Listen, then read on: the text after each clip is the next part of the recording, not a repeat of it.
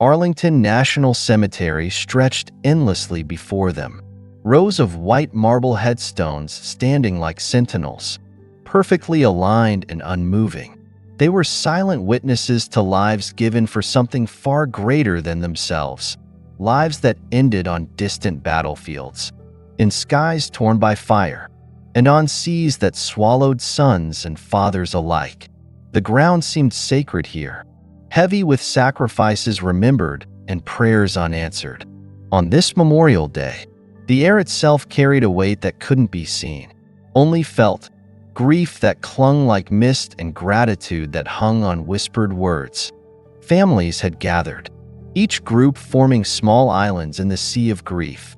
Some clung to each other like lifelines, while others stood apart, lost in their own private conversations with the past. A few knelt by gravestones, fingers tracing names that still held warmth in their memories. Caroline noticed one man standing with his head bowed, a single flower in his trembling hands, as if the weight of loss was too much for his knees to bear. Among them stood Emma, a girl who looked much too small for the weight she carried. She was only 9, her face still round with childhood, but her eyes held something far older. In her arms was a tightly folded American flag, crisp and precise, a symbol that had been handed to her at a ceremony where rifles fired into the sky and her father's name was spoken like a sacred hymn. The flag was the last tangible piece of him she had, and she held it as if letting go would mean forgetting. Beside her, Caroline stood like a tree stripped bare, roots deep in grief but too exhausted to sway. Her eyes were red and swollen, betraying the many nights she had spent crying silently, careful not to wake Emma. She had cried not just for her husband, a Marine who had given everything, but for herself, left behind to carry on when her heart felt hollow. The wind tugged at the hem of Caroline's coat as if urging her forward, but her feet stayed planted. She had dreaded this day. Every year, Memorial Day loomed like a dark anniversary, but this year felt worse. Maybe because Emma was old enough to ask questions now, old enough to carry the sadness that used to belong only to Caroline. From the distance came a sound, a hum, faint at first but growing louder, reverberating through the still air. The motorcade. Heads began to turn, shoulders stiffened. It was as if the entire cemetery held its breath. Emma's hand tightened around the flag, her knuckles pale. "Mommy!" Her voice was so soft it almost disappeared in the wind. "Do you think he'll come talk to us?" Caroline looked down at her daughter, brushing a strand of hair from her face. Emma's hair was light, like her father's, and it shone in the muted sunlight filtering through the clouds. The girl's eyes, blue as the sky before a storm, were wide and searching, holding on to something Caroline could no longer grasp herself: hope. Caroline swallowed hard, her throat dry. "I don't know, sweetheart," she said softly. She wished she had a better answer, something that could steady Emma's fragile heart. But Caroline had no trust left for politicians or their gestures. To her, they came and went like the seasons, delivering speeches with the same precision they used to sign their names. They stood here on sacred ground, dressed in dark suits and polished shoes, and spoke words that echoed hollow in the wind before leaving for other appointments. But Emma still believed. Maybe it was because she was too young to know better, or maybe it was because she needed to believe someone would see her, see them. Caroline wished she could give her daughter that reassurance, but her grief had left her empty, her faith worn thin like threadbare fabric. The hum grew louder as sleek black SUVs rolled up the gravel road, slowing to a stop. The agents stepped out first, men and women in suits, their movements sharp, their eyes scanning everything and nothing all at once. Then, from one of the vehicles, President Donald Trump emerged. Caroline watched him through narrowed eyes, her expression unreadable.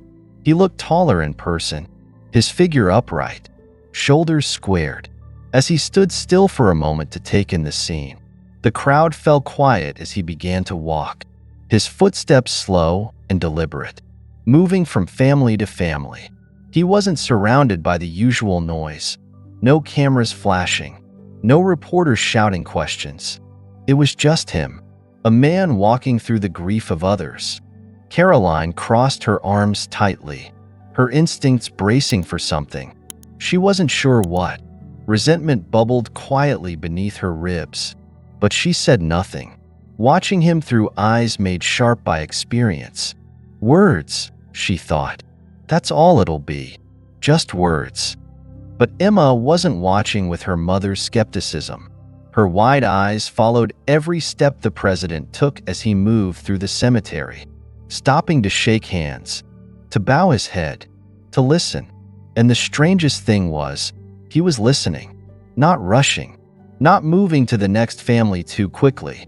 He bent down when a child spoke, placed hands on shoulders, and gave a kind of stillness that made the families lean in, as though they were the only ones in the world who mattered. And then it happened. Trump stopped in front of Emma and Caroline. Emma froze, the flag trembling in her arms. Caroline's heart thudded painfully in her chest as she watched him lower himself to one knee, eye level with her daughter. His expression, though solemn, softened as he looked at Emma. For a moment, there were no titles, no power, just a man and a little girl holding on to the memory of her father. Trump spoke, his voice low, calm, carrying in the quiet like a prayer. "Hello, sweetheart. Is this your daddy's flag?" Emma nodded, her lips pressed together tightly, as if afraid to cry in front of him. "Yes, sir. He was a Marine." Trump's gaze didn't waver. If anything, it grew gentler. "A hero," he said firmly. "Your daddy is a hero." Emma looked up at him, her blue eyes searching. "Do you think he sees me? Do you think he's proud of me?" Caroline's breath caught in her throat, the question she hadn't been ready for, the one she herself had wondered in the silence of her room, now hung between them, fragile as glass. Trump didn't answer right away.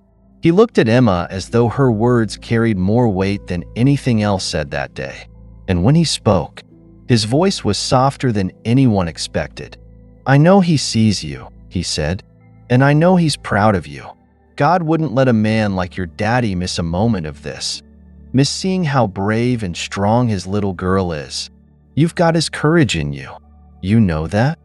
Emma's lip trembled, and for a moment, Caroline thought she might break down, but she didn't. Emma just nodded slowly, gripping the flag tighter as tears slipped silently down her cheeks. President Trump moved through the crowd with an uncharacteristic slowness, each step deliberate, each pause purposeful. Today, something about him felt different. The man who was so often defined by his energy, his booming speeches, and his commanding presence now seemed quieter, smaller, almost as if the weight of where he stood had settled deep into his bones. Here, among the rows of white headstones, he wasn't a president standing before a nation. He was a man walking through hallowed ground, where every name carved into stone carried a story of sacrifice that no words, no ceremony, could ever truly repay. He stopped often, kneeling, bending to speak softly to grieving mothers, widows, and children who clutched photos or flags like lifelines. There were no cameras following close today, no reporters shouting questions. The quiet reverence of Arlington had stripped all of that away, leaving only the raw humanity of the moment.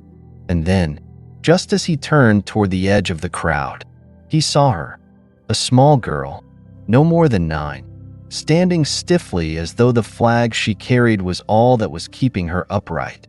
Her hands, trembling slightly, held the folded triangle of fabric tightly against her chest. Her chin tilted up in a way that tried, unsuccessfully, to mask how small and fragile she looked. President Trump slowed.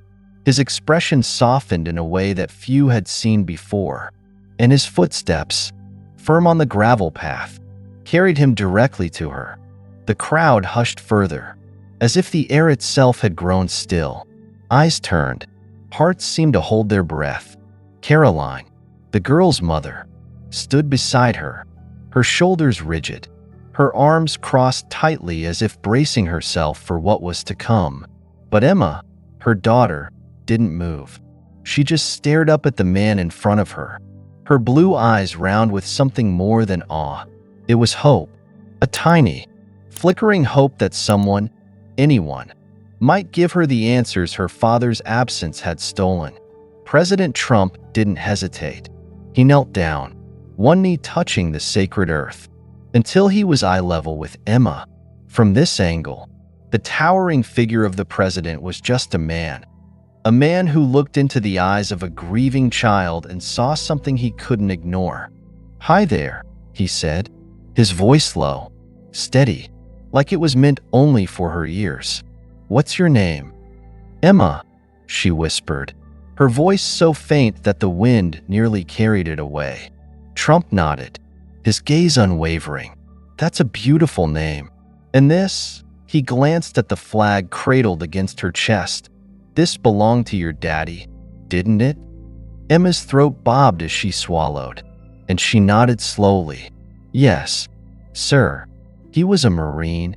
The president's face grew solemn, his voice quieter now, almost reverent. "A hero," he said firmly. "Your daddy was a hero." There was a pause, the kind that stretched between words like the silence after a prayer. Then Emma spoke again, and her voice, though still soft, carried across the crowd like a bell ringing through the stillness. "Mr. President," she hesitated, glancing at the flag in her arms before looking back up. Her lips quivered, her eyes searching his as if what she asked next would decide everything. "Do you think my daddy sees me? Do you think he's proud of me?" The question seemed to hang in the air, so small and yet so powerful it made the earth itself seem to pause. The faces in the crowd softened. Caroline's breath caught in her chest, her grip on her own arms tightening until her knuckles turned white. Even the wind seemed to still, waiting. For the briefest moment, Trump's face changed. It wasn't the polished, confident expression the world so often saw. Instead, there was something raw, something real in his eyes. It was the look of a man who understood loss, who had carried his own burdens in ways the world would never fully know. He didn't answer right away. Instead, he looked at her, truly looked at her, as if searching for the right words, not just words that would sound good, but words that would matter. Finally, he placed a gentle hand on her small shoulder, the gesture firm yet careful, as though afraid he might break her fragile strength. "Sweet girl," he said, his voice steady but carrying an edge of emotion. "I promise you, your daddy sees you. He sees every bit of who you are, and he's so proud of you. He's watching over you from heaven, standing tall, just like the hero he was." Emma blinked up at him, her lips trembling. "But," she whispered, the word barely audible, "it still hurts." The president's gaze softened even more, and his voice dropped so low it felt like a prayer spoken just for her. "I know it does," he said, "and that's okay. It's supposed to hurt when we lose someone we love so much. But I want you to remember something, Emma." He paused, his thumb brushing gently against her shoulder, as though grounding his words into her soul. "You're not alone. Your father isn't truly gone. He lives through you, through your love for him, through the way you keep his memory alive in your heart. And God," his voice trailed slightly before returning with quiet strength, "God hasn't forgotten you. He walks with you every single day, even on the days when you can't feel him." The crowd was silent. Caroline bit her lip hard enough to draw blood, her eyes burning with tears she hadn't allowed herself to cry in months. Emma, still clutching the flag, blinked rapidly as tears welled in her eyes. But instead of breaking down, She did something Caroline hadn't expected, something the entire crowd didn't expect. She whispered back, "Thank you." It wasn't loud. It wasn't dramatic, but it carried a weight far greater than its simplicity. The president nodded, his expression one of quiet understanding. "You're strong, Emma. I can see it. And I know your daddy sees it too." And then, slowly, he stood, his movements deliberate, almost respectful, as if leaving the sacred space of Emma's world required care. Caroline had been holding herself together by sheer willpower, her shoulders stiff, her arms crossed as if trying to shield her heart from breaking apart in front of the world. But as she watched the exchange unfolding before her, her daughter, so small yet carrying the weight of her father's sacrifice, and the President of the United States kneeling down to speak to her as if she were the only person in the world, something within her began to crack. For years, Caroline had carried her grief like a heavy stone, silent and unrelenting.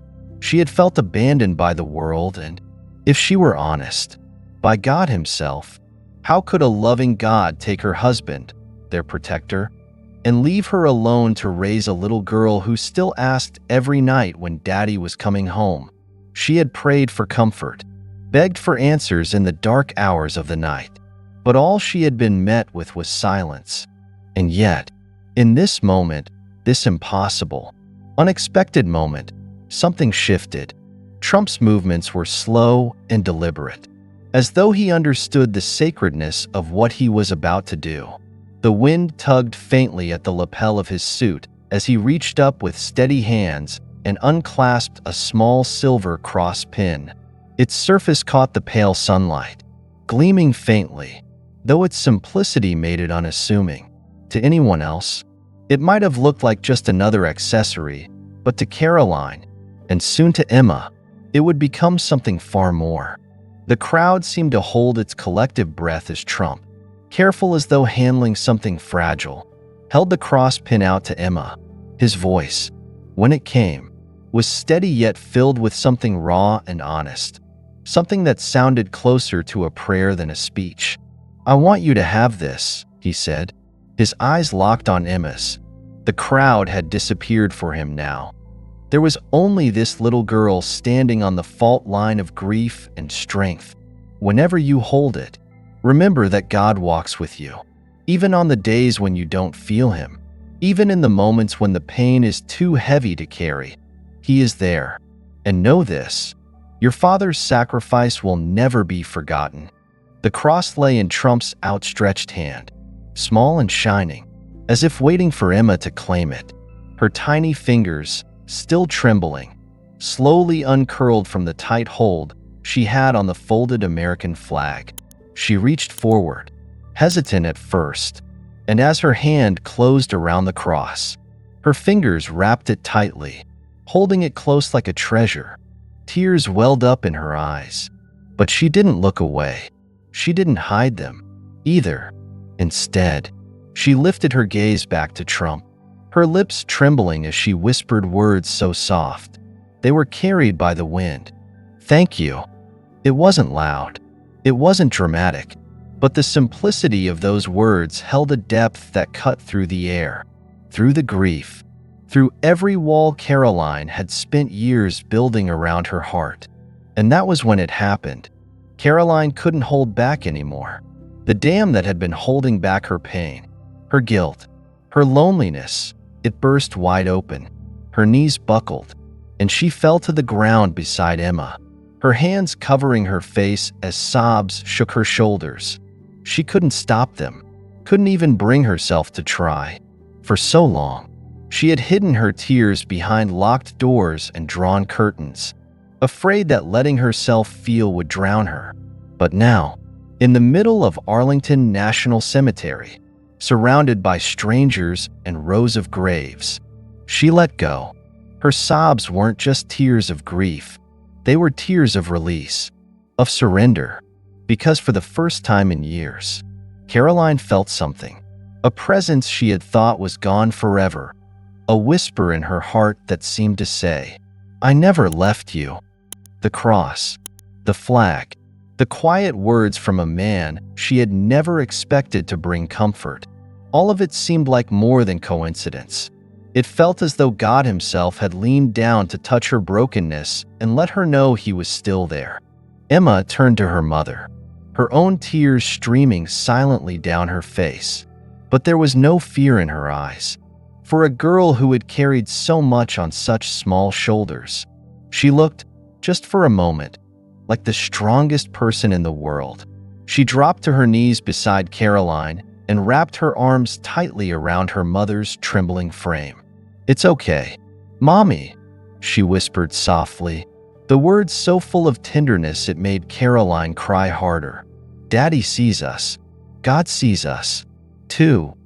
Caroline couldn't speak, couldn't answer her daughter's quiet reassurance. All she could do was hold on to Emma and feel, really feel, something she had been too numb to recognize before: hope. Trump rose slowly, stepping back to give the pair space.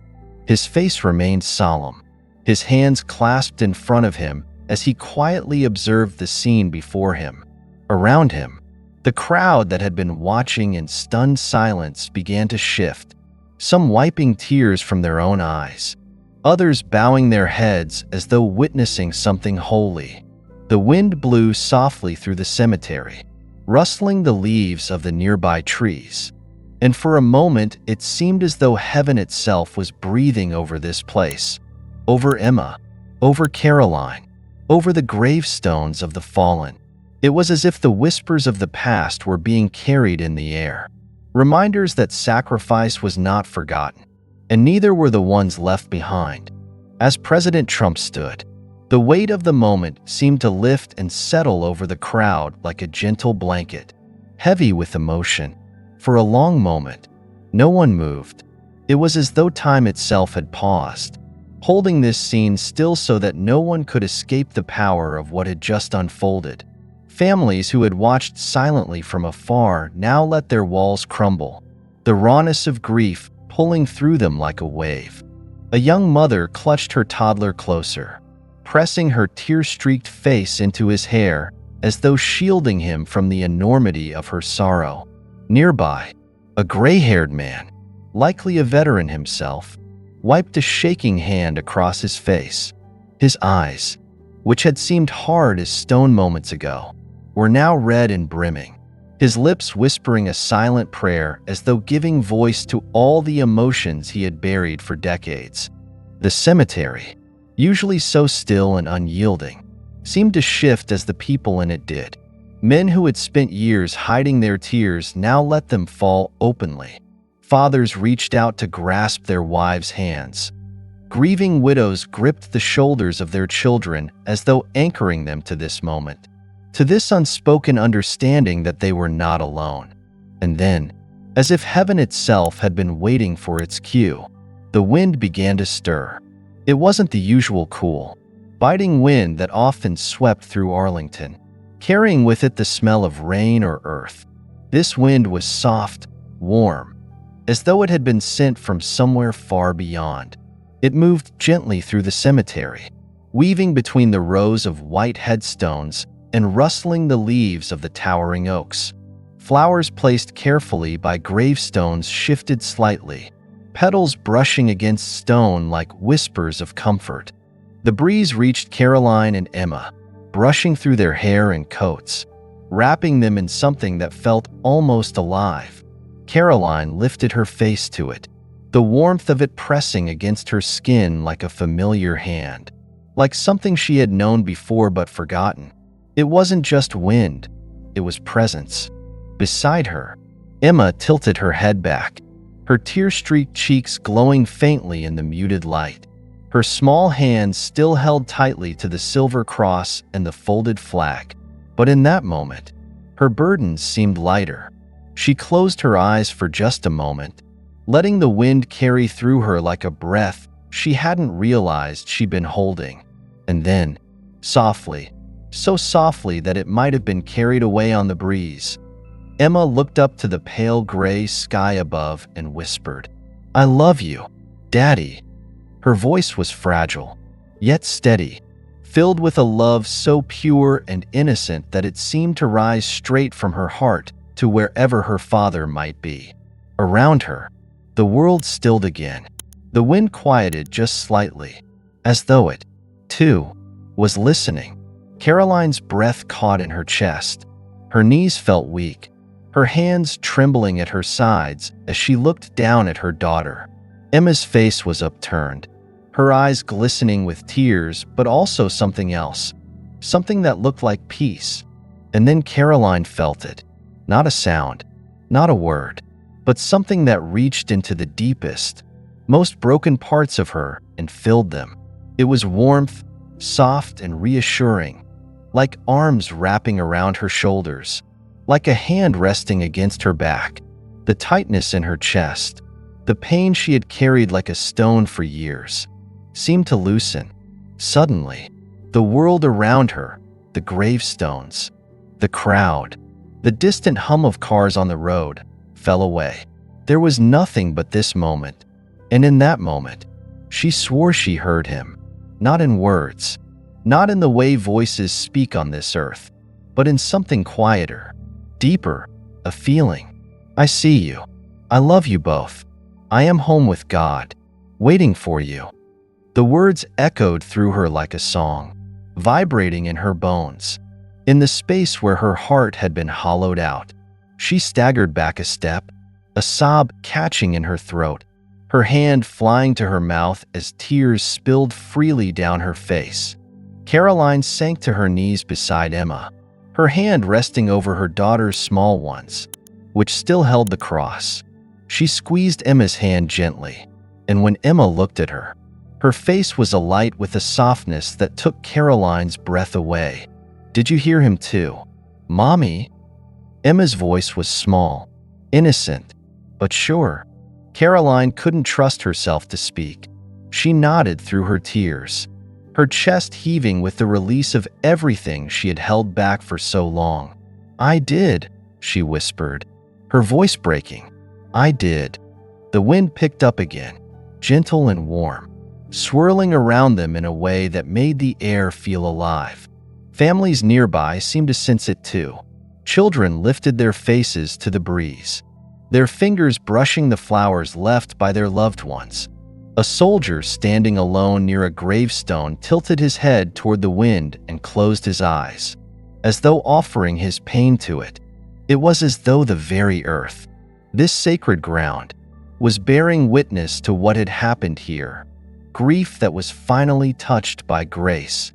Caroline didn't know how long they knelt there together, mother and daughter, bound by loss, but now tethered by something greater. She looked up again to the sky, the clouds shifting just enough to let the faintest sliver of sunlight break through. It fell over the gravestones, lighting them in soft, golden rays that looked almost ethereal. Thank you, Caroline whispered, though she wasn't sure if she was speaking to God, to her husband, or to both. For the first time in years, she felt seen. Not by the crowd, not by the president, but by something bigger, by a God she had thought had turned his face away but who had, in truth, been walking with her all along. The cemetery had always been a place of loss, a quiet, somber ground where footsteps fell softly, as if afraid to disturb the silence of those who rested there. It was a place where people whispered their goodbyes, their voices breaking under the weight of words left unsaid. For years, Arlington National Cemetery had been just that for Caroline, a place where she could come and sit with her grief, a place where the presence of her husband was felt only in the cold marble of his headstone and the muted hum of the wind. But on this day, something changed. It wasn't just the familiar ache of standing on sacred ground, surrounded by the shadows of sacrifice. It wasn't just the weight of holding Emma's hand as her daughter clutched the flag that represented all they had lost. It was something more, something that began with the innocent question of a little girl and was answered in a way Caroline had never expected, through the unguarded compassion of a man she had doubted, through words spoken with sincerity and a gesture as small as a silver cross. The cemetery had become something new, a place of healing. As Caroline and Emma walked back toward the car, the ground beneath their feet no longer felt as heavy. The air around them seemed lighter, warmer, as if the world itself had breathed a sigh of relief. For the first time in years, Caroline's steps weren't weighed down by the guilt she carried, the loneliness that often crept in like a shadow. She glanced down at Emma, whose small hand was still wrapped tightly around the silver cross the president had given her. The cross gleamed faintly in the afternoon sunlight, its simple shine catching Caroline's eye like a beacon, a symbol of something she hadn't felt in so long: hope. It wasn't the flashy kind of hope people wrote about in books or spoke of in crowded rooms. It was quieter, smaller, but just as real. It was the hope of knowing they weren't alone, the hope that someone, somewhere, was watching over them. As they reached the edge of the cemetery, Emma finally broke the silence. Her voice was soft, but sure, as though she was speaking a truth that couldn't be shaken. "Mommy," she said, her blue eyes looking up at Caroline with a certainty far beyond her years. "Mr. Trump was right. Daddy's proud of me. I can feel it." And she paused, her small fingers tightening around the cross. "I know God is here." Caroline stopped walking, the words hitting her heart like a gentle wave. She turned toward her daughter, blinking back the tears that threatened to fall again. Emma's face was open, unguarded, filled with a quiet peace that made her look both older and younger all at once. For so long, Caroline had wrestled with the silence she believed God had left her in. She had prayed for answers, screamed into the darkness on nights when the house was too quiet, and cried in rooms where her husband's absence loomed like a shadow. But in this moment, watching her daughter, so small yet so wise, she felt something settle deep within her chest. It was as though Emma's faith, simple and unwavering, had breathed life back into her own. Caroline reached out and brushed a strand of hair from Emma's face, her fingers lingering gently against her daughter's cheek. A smile tugged at the corners of her lips, soft and full of emotion. "Yes, sweet girl," she said quietly, her voice thick with tears she didn't try to hold back this time. "He's here." Emma's smile grew, faint but radiant, as though the light inside her was shining just a little brighter now. She turned her gaze back toward the cemetery, her eyes lingering on the sea of white marble that stretched across the horizon. The flag in her arms rustled slightly in the breeze, and the silver cross caught the light once more, glowing like a promise. Caroline watched her daughter for a moment longer, her heart swelling with something she couldn't quite name. It was love, yes, but also peace. The kind of peace that comes not from answers, but from knowing you're not alone in the questions. She lifted her face to the sky, the soft clouds drifting lazily across the blue expanse, and let herself breathe it all in. She didn't know what tomorrow would bring. There would still be hard days, days where the weight of the flag, the empty seat at the dinner table, and the ache of loss would press against her like an old wound. But for now, there was this, her daughter's voice, the warmth of the sun, the glimmer of the cross, and the quiet, unshakable knowledge that God was still with them. And maybe, just maybe, her husband was, too. Sometimes, it takes the simplest words, spoken at the right moment, to mend what feels broken. God works through people, sometimes the most unexpected ones, to remind us that we are never alone, even in our deepest grief. To those who have lost someone they love, remember this: God sees you. He walks beside you, and the ones you've lost are never truly gone. They live through your love and your faith. Do you believe that God uses unexpected moments to speak to us? Share your thoughts in the comments below. And to all those who grieve, may you find comfort in knowing that you are seen, you are loved, and you are never alone.